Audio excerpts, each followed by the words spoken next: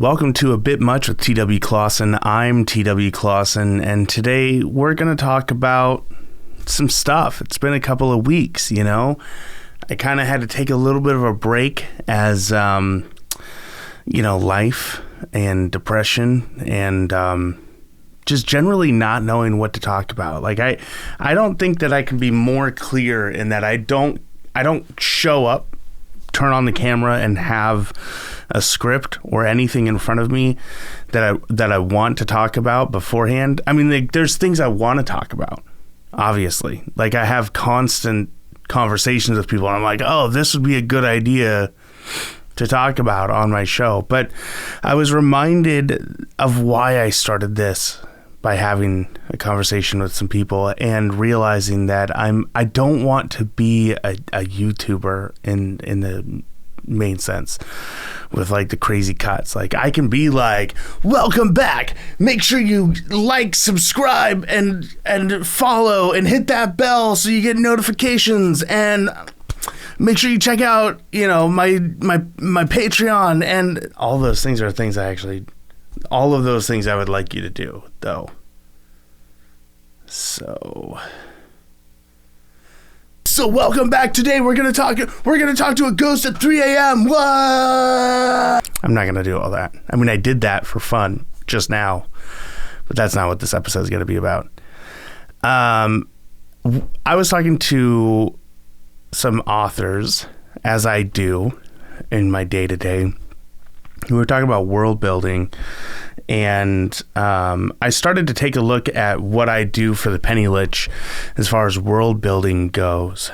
And like, there's a lot of difference between the world building that someone like Brandon Sanderson or J.R.R. Tolkien does, and someone like Miyazaki, Studio Ghibli, right? Ghibli? Whatever. The really good anime guy.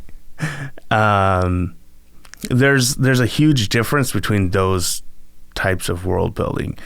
You have someone like Tolkien who created stories because he created an entire language, and then the world evolved out of that. The stories created the world. And that's a really, really interesting way of going about it. He took something that he's particularly interested in, right? Languages. And he learned how to utilize it for creating a world. But the middleman in there was the story. He wanted to tell stories with his languages, so the world was created through that. And he refined a lot of stuff as he was starting to be published. And I think that's really cool. And then you have someone like Brandon Sanderson who, like, he concepts the idea of everything. Like, oh, what if I had a world that was like this? Or what if I had a character that could do this thing?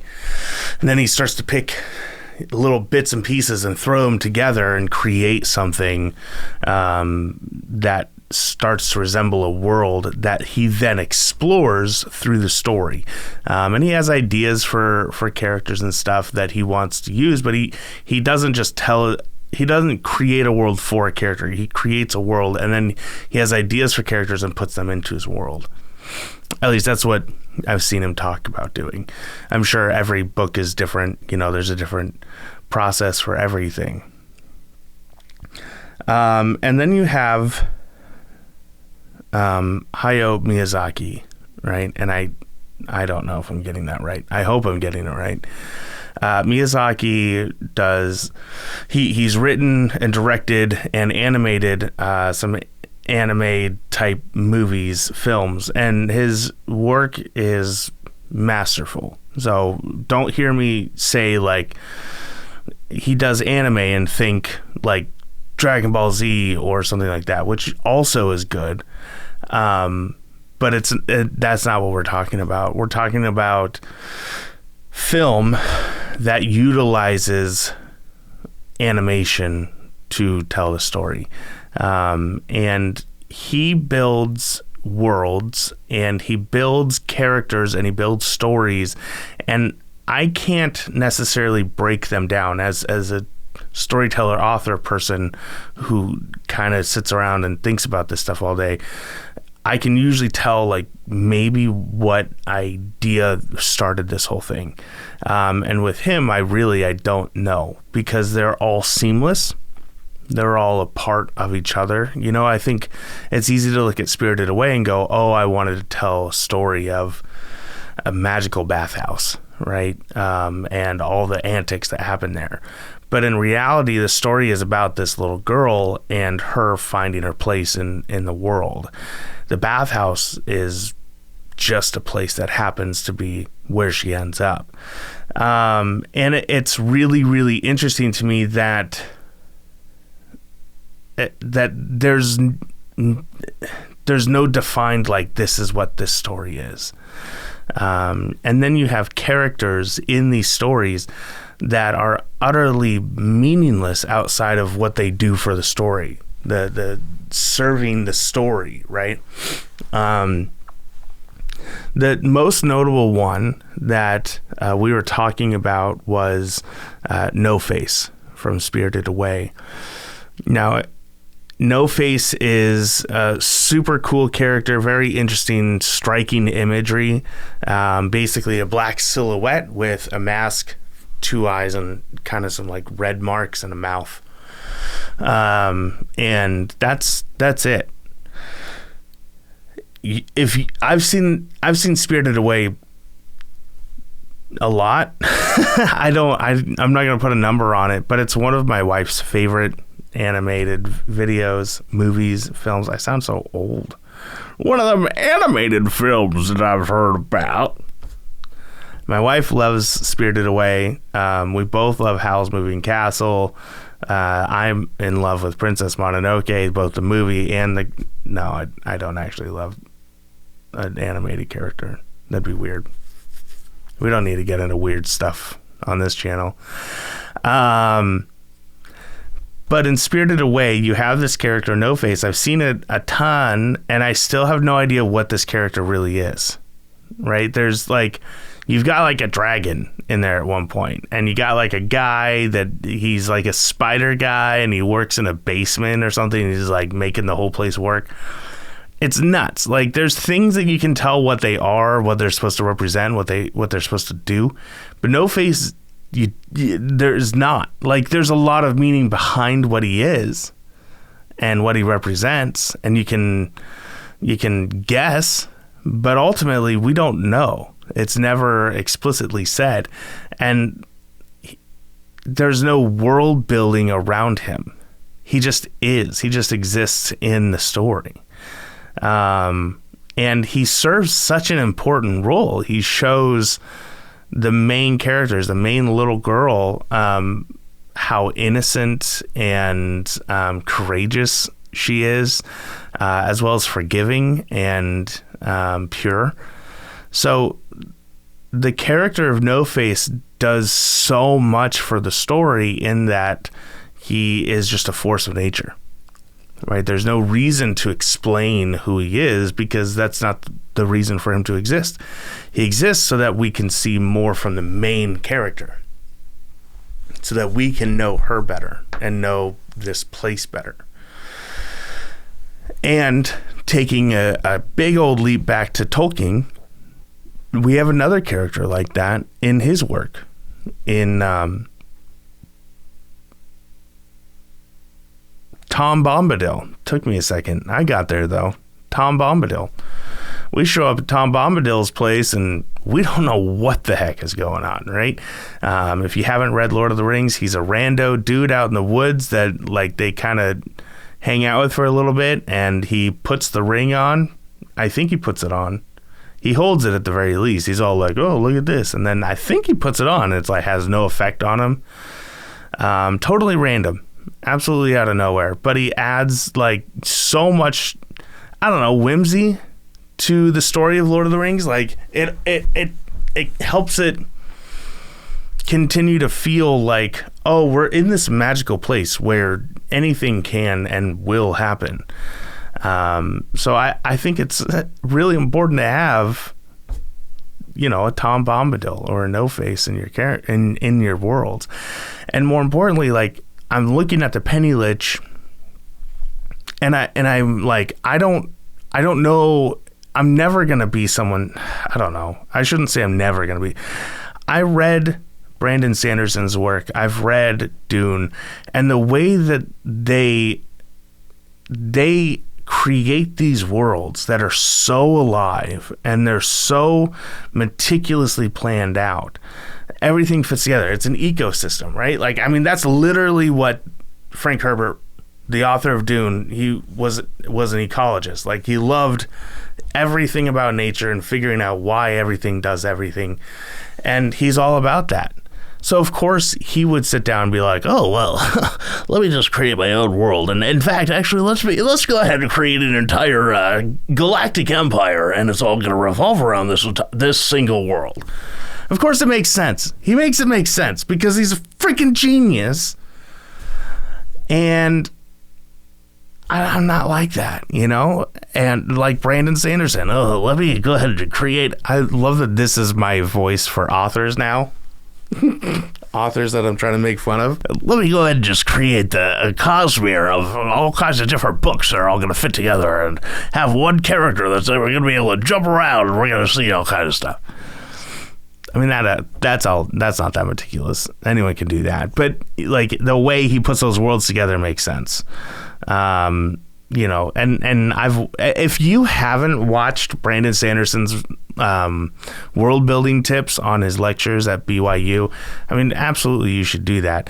If you're an author of any kind, you need to go watch fantasy, I guess, fantasy sci-fi, not of any kind. If you're going to do short romance, I guess there's still, you should go check out Brandon Sanderson's lectures at BYU. Because they're very good. And if you're an author, they're going to help you one way or another. And learning is very important. And it's the only way you can get better is if you admit that you're not that good and then learn how to do better. Geniuses. That's what I was talking about. Geniuses. And I'm not. But Miyazaki is also a genius in the way that he delivers his stories, and he doesn't put so much effort into the world building in meticulous detail. Instead, he allows it to just exist. He allows gods and monsters and demons and creatures to just be there. And there's no reason to explain it because you don't explain how everybody in the world exists. They just do. And when you start to nitpick things and pull things apart, that's when you, to me, in my opinion, you start to lose the fun of fantasy. I don't want to get into the intricacies of how magic works and why certain things have to be the way they are. The only time I really feel like it's necessary to do that is when it's important to the plot, when it's important to the characters. Right? So in one of the stories, I talk about how, you know, the church and the government version of wizards and stuff, the Mage Corps, how they kind of oversee everything, and how the cleric in the Penny Lich has to kind of re-secure his position as a cleric. And normally I wouldn't give two craps about how the hierarchy of all that works. But because it was important for me to push a character in a specific direction, I had to create a problem of, hey, if you don't do your job the way that we want you to do your job, then you're no longer going to be who you think you should be. And so that created the problem, and then the solution begins to unfold of, well, I have to do the work of being what I think I should be, and then maybe learning maybe I don't want to be that anymore, right? That's classic storytelling. It's a very easy sitcom material to work with. And in order to do that, I had to create some characters that were pointless. Like the only reason they exist is to push the story forward, right? And I wrote them, and I wrote this whole thing about them. I started writing this whole background on them, and maybe I'll bring them back someday. But then I just realized, I was like, I don't want to do that. I do not want to have an entire backstory for these people. They don't matter. All that they are there to do is to help push the story forward and show what this character is about. So these characters that I'm talking about, No Face, Tom Bombadil, and the ones that I created for this episode of The Penny Lich, are what I like to call Cotton Eye Joe characters. I don't know why I did that. I feel weird about that. Cotton Eye Joe characters. Cotton Eye Joe characters. Cotton Eye Joe characters. I don't know. Trying some stuff out. These are characters that you ask, where did they come from? Where did they go? And you know what? It doesn't matter. They could be called Cotton Eye Joe for all I care. Their whole reason for existing as a writer is to be a tool. Now, a lot of times you can utilize Cotton Eye Joe characters in a lot of different ways. One, you just put them forward. They're there. They create an obstacle. Your characters have to get around it, and they move on with their story. Two, you create these characters, and as you write them, you could fall in love with them and start to have the audience become endeared towards them. Maybe you do bring them back later. Maybe you use them for another obstacle, or the best thing you can do is make people fall in love with that character and then murder them. Super easy, because they didn't matter in the first place, right? And if you murder them, then you get some emotional attachment. It's great. It's awesome. Murdering them is great. The third thing that you can do is, what was the third thing you can do? You can use them and dispose of them, and then you can use them and dispose of them by murdering them, or they become like main characters. And this is something that happens in sitcoms a lot. This is what happens when you have writers who are developing a story as it's being told, and it's being put out weekly, and the story can change and mold and take new faces. It's one of the reasons why I fell in love with sitcoms and wanting to write sitcoms.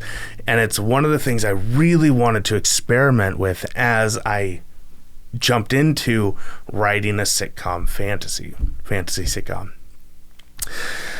One of the best examples of this, a couple of really good examples of this are Andy Dwyer.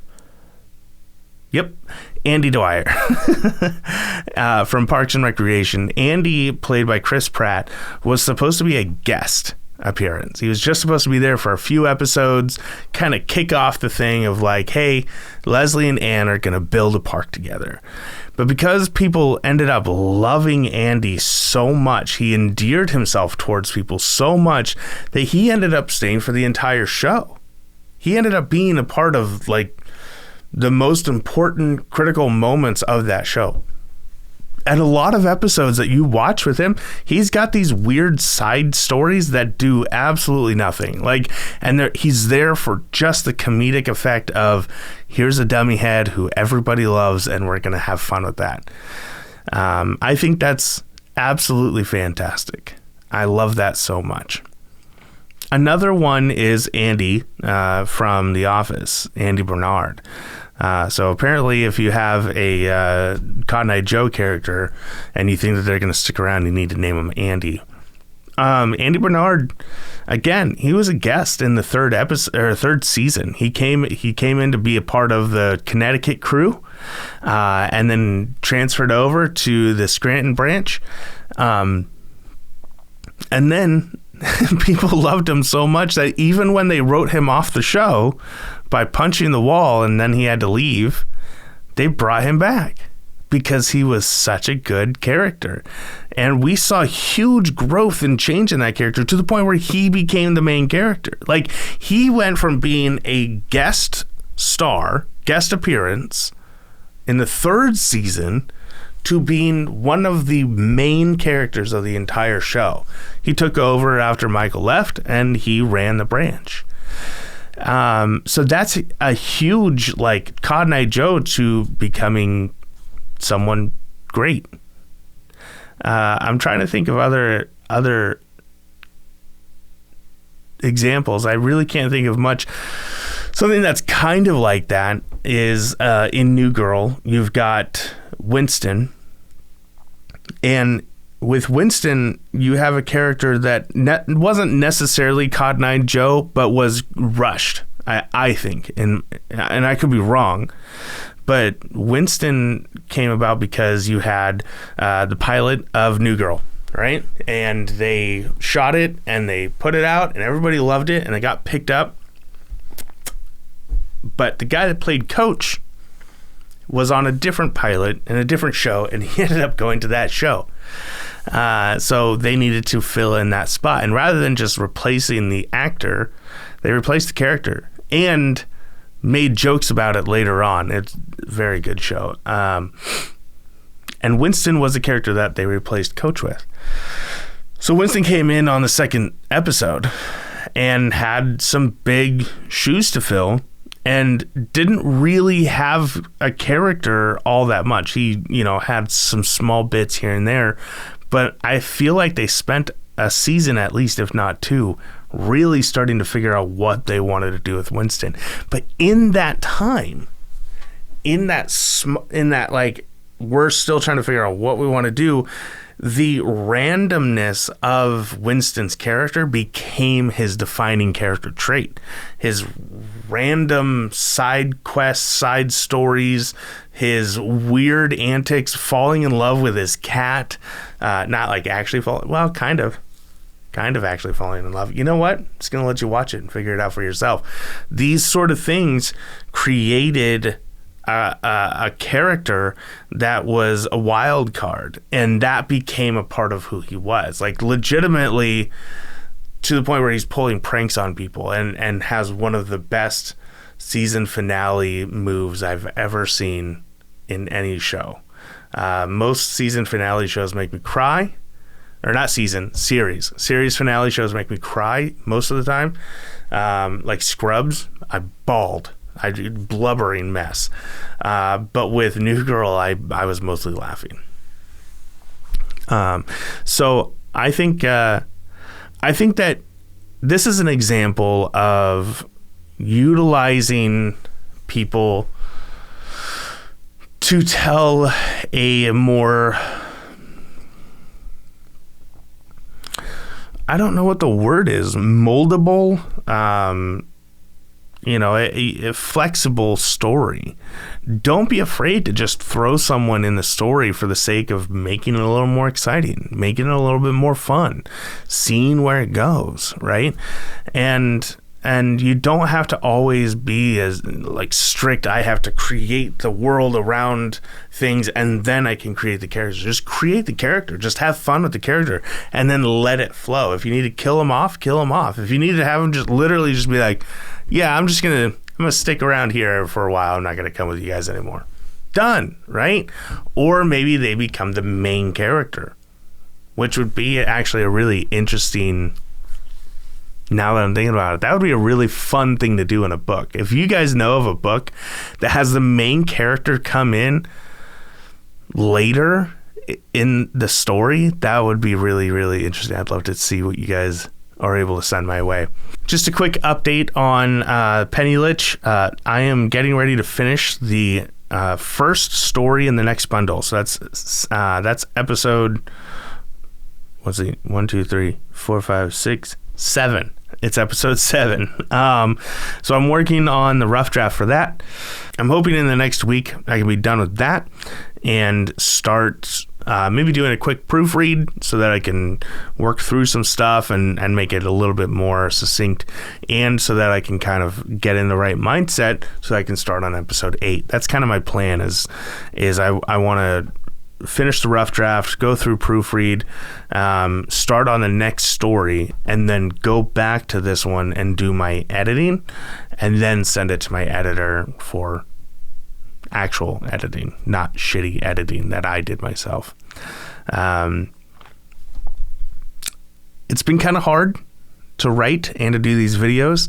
My son just turned 1 year old. It's weird. It's a weird way to say that. Alistair, he is 1 year old. And man, I love this kid so much. And he loves me. He loves me so much. He loves me a bit too much, I think. I think he loves me too much. Before I got here tonight, he was just following me around crying because I wouldn't stop long enough for him to latch onto my leg and then not let me move because I had to do things and go places. But man, I love rocking out with that kid. I've been throwing him on, My Chemical Romance, some Wolf Mother, Red Fang, Fall Out Boy. Those are a lot of different bands. What else? Some Royal Bloods. We've been rocking out. I've just been showing him some rock out music because before it's a lot of EDM. He falls asleep to lo-fi in the car. I listen to lo-fi a lot, so we'll listen to that. I'll throw on like Chill Step and what are other cool names that I can throw out there? Synthwave and Wave Step and Step, and like Wave Chill, all that jazz.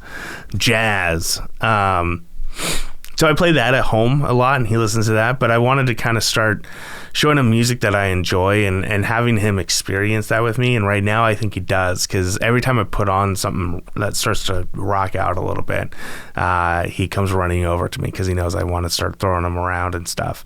And we're wrestling and having fun. My mom, his grandmother, got him a basketball hoop that like comes up to my waist. It's adorable.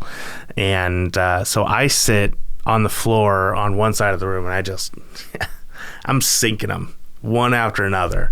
And by that, I mean one and then not another.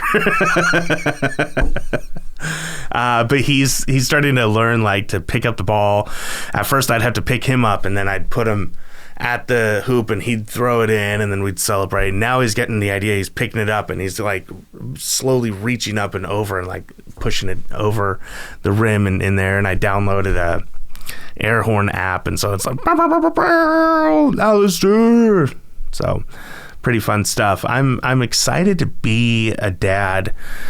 It's crazy that it's been a whole year since I started this journey. I mean, obviously I'd been doing it for a little bit longer, right? Taking care of Rebecca, but like being a dad and taking care of this kid, God, it's infuriating. I've never been angrier at things in my entire life. Toys just everywhere, and gates that I have to like step over at all times. It's the worst. But there's times when I just want to start crying because he is just the most beautiful baby in the entire world, and I love making him laugh and having him look at me when I'm laughing, and kind of he has this puzzled look trying to figure it out, and then he starts laughing, and that makes me laugh, and then he starts laughing more. And man, being a dad, it's so rewarding. It's so fun. And I know that there's people out there that struggle with the emotional toll that it takes. And I guess this is for you. If you're someone who either you're afraid to be a dad, maybe you're just not capable of getting to that place. Maybe you're just like, nah, I don't think I'll ever be a dad. Or maybe you're about to be a dad and you're just terrified. Or maybe you are a dad and you're not sure if you can keep doing this. I've had that thought. I've had those thoughts. And it sucks because it's a reality that exists nowadays. It's not hard to just step out and be gone. I mean, I'm here right now doing this, and the reason why it's taken so long for me to do another video is because I'm at home, and for me to do these videos I have to leave my home. I have to step out and I have to come here to do it. Sometimes I relish in that, and I'm like, I got work to do. I got to go do my work. And in reality, I'm coming here to do this. This isn't work yet. It's kind of work. I'm making a little bit of money, a tiny amount of money. If you want to go check out my Patreon, you can do that. But I get it. It's terrifying and it's hard and it's infuriating. And even the best parts of it sometimes are the worst parts of it because you're stuck.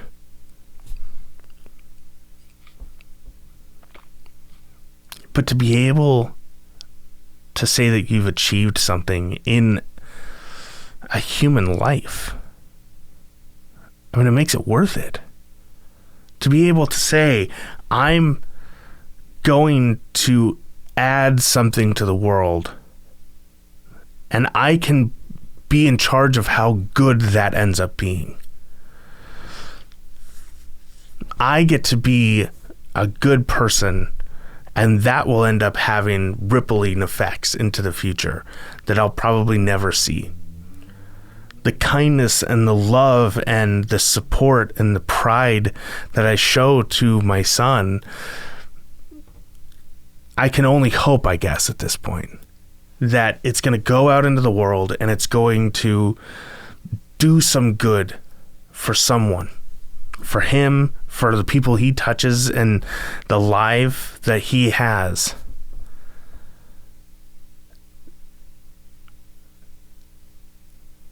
It is awful. But I look at my son and there's no part of me that makes me think that I should give up. So if you're in that place, giving up in any way, if you need someone to talk to, please reach out. twclawson.com. Go to my website. There's a little contact form there. You can email me. It emails me directly.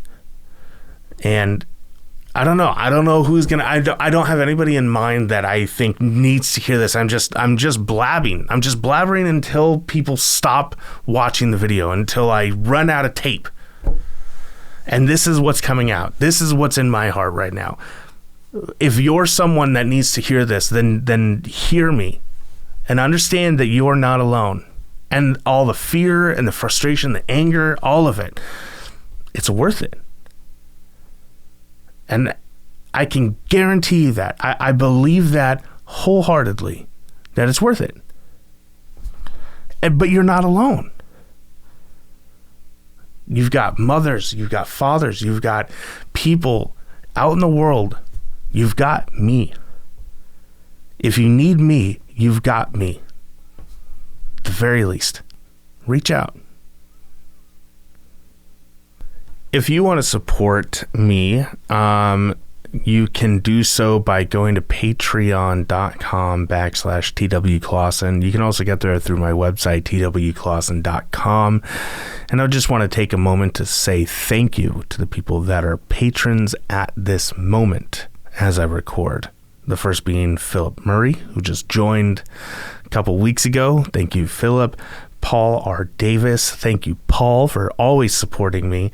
Brianna Fenty, who is one of the best people in the entire world, and she terrifies me a little bit, and that's okay because she keeps me motivated. And you've got Devani Anjali, who recently picked up a book of Hellboy, so I expect to hear some news from her about a new favorite book. So thank you, Devani. Tyler Frankie, who has always been an amazing person. Thank you, Tyler. And Gage Runkle, who is one of the best people in the entire world because he's not only a patron, he's also a top tier patron. He's part of the apprentice, or the journeyman, I'm sorry. He's not just a mere apprentice, he's a journeyman. So those are my patrons. So thank you guys for all of your support. If you want to check out what the different tiers do, the initiate is $1. You get a shout out. It's great. Everybody loves you.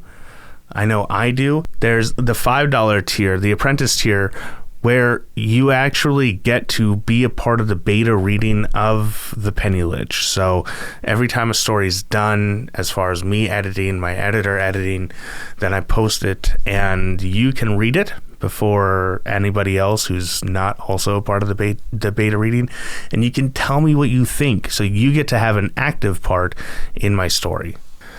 If you go with the Journeyman, which is what Gage decided to do, the Journeyman level is $10 a month. You get everything else that everybody else does, but you also get a free ebook every time a bundle gets released. That's a free book. So you should do that because free books, right? And the Master is the $20 a month is the last one I'll talk about. Master level, you get the free ebook. Plus, whenever a bundle gets released, you get a little swag bag sent to you. So if you want to spend money there, you can get cool stuff like posters, stickers, I don't know, someday maybe action figures. I'm not promising you're going to get an action figure. What I'm saying is maybe on that one. Thank you for all of your support, for viewing, listening, watching.